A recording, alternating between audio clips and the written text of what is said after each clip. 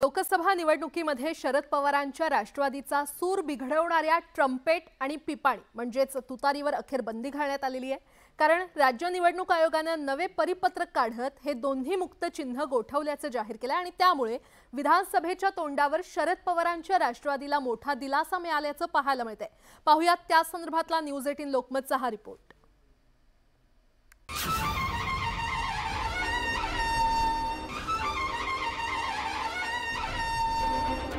लोकसभा निवडणुकीत शरद पवारांच्या राष्ट्रवादीने जोरदार मुसंडी मारत 10 पैकी 8 जागा जिंकल्या।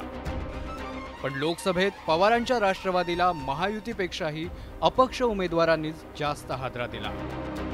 याचं कारण अर्थातच तुतारीशी साम्य असणारी दोन चिन्ह, ती म्हणजे ट्रम्पेट आणि पिपाणी। पण आता विधानसभेतही या दोन्ही चिन्हांमुळे पवारांच्या तुतारीचा सूर काही बिघडणार नाहीये। कारण शरद पवारांच्या राष्ट्रवादीच्या मागणीनंतर राज्य निवडणूक आयोगाने एक परिपत्रक काढत ट्रम्पेट आणि तुतारी चिन्ह गोठवण्याची घोषणा केली आहे। राज्य निवडणूक आयोगाच्या परिपत्रकात असं म्हटलंय की महाराष्ट्र राज्यातील राज्य पक्षांच्या यादीत आता राष्ट्रवादी काँग्रेस पार्टी शरदचंद्र पवार या पक्षाचा समावेश करण्यात आला असून या पक्षाचं चिन्ह तुतारी वाजवणारा माणूस आहे। दिनांक 30 नोव्हेंबर 2009च्या अधिसूचनेतील परिशिष्ट 3 मधील अनुक्रमांक 172 वरील बिगुल आणि अनुक्रमांक 173 वरील तुतारी ही मुक्त चिन्ह गोठवण्यात येत आहेत। राज्य निवडणूक आयोगाने 16 जुलै 24चं पत्रक आहे माझ्याकडे त्यांनी काढलेलं। त्याच्यात क्लॉज नंबर 6 आहे।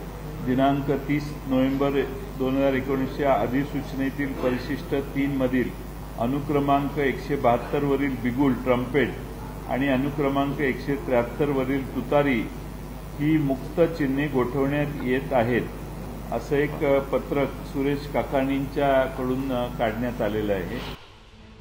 लोकसभा निवडणुकीत ट्रम्पेट आणि पिपाणी चिन्हामुळे शरद पवारांच्या राष्ट्रवादीला मोठा झटका बसला होता। साताऱ्यात तर पिपाणीमुळे शशिकांत शिंदेंना पराभवाचा सामना करावा लागल्याचा दावा पक्षाने केलाय। कारण शशिकांत शिंदेंना 5,38,363 मतं मिळाली, तर भाजपच्या उदयनराजेंना 5,71,134 मतं मिळाली। उदयनराजेंनी 32,771च्या मताधिक्याने शिंदेंचा पराभव केला। पण याच मतदारसंघात पिपाणी चिन्ह असलेले अपक्ष उमेदवार संजय गाडेंनी तब्बल 37,062 मतं घेतली। म्हणजेच पिपाणीची 37,062 मतं शशिकांत शिंदेंना मिळाली असती तर जवळपास 5,000 मतांनी ते विजयी झाले असते।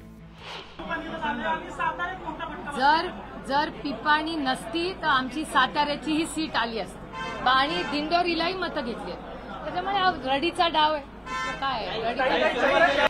दिंडोरी, बीड, अहमदनगर दक्षिण आणि बारामतीतल्या मतदारसंघातील अपक्षांच्या तुतारी आणि पिपाणी चिन्हानं पवारांच्या तुतारीचा आवाज काही प्रमाणात दाबल्याचं पाहायला मिळालं।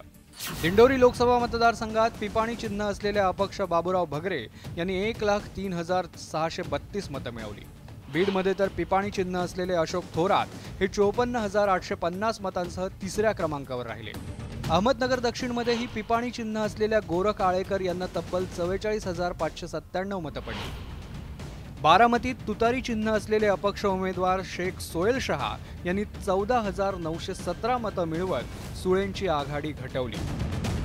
लोकसभेत साधर्म्य असलेल्या चिन्ह आणि नावामुळे फटका बसणार हे उघड असल्यामुळेच निवडणुकीच्या आधी आणि निकालानंतरही राष्ट्रवादीने या चिन्हांविरोधात तक्रारींचा पाढा वाचला होता।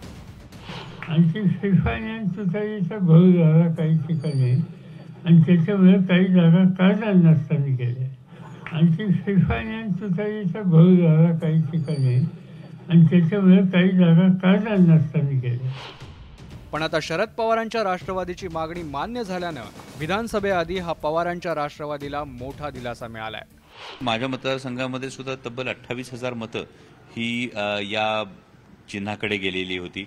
दिंडोरीमध्ये तब्बल 1,00,000 मतं गेली होती। साताऱ्यामध्ये फटका बसलेला आपल्याला ठाऊक आहे, माढ्यामध्ये फटका बसलेला ठाऊक आहे आणि त्यामुळे ही मागणी होती की हे चिन्ह गोठवण्याच्या दृष्टीने आम्ही मागणी केली होती निवडणूक आयोगाकडे। सर्वोच्च न्यायालयामध्ये सुद्धा ही केस होती। मान्य सर्वोच्च न्यायालयाने ते म्हणणं ऐकून घेतलं होतं। तो हा निर्णय सकारात्मक ठरेल असं आम्हाला वाटतं। आम्ही खरं तर आमच्या दृष्टीने 50% दिलासा आहे का आम्ही हे चिन्ह काढूनच टाका अशी मागणी केली, म्हणजे हे ठेवूच नका चिन्ह। तर निवडणूक आयोगाने 50% आमच्या बाजूने निकाल दिला. त्यांनी ट्रम्पेट ठेवलं आणि ट्रम्पेट नाव दिलं, त्याचं तुतारी जे नाव होतं ते काढून टाकलं. राज्य निवडणूक आयोगानं परिपत्रक काढत दोन्ही मुक्त चिन्ह गोठवली आहे.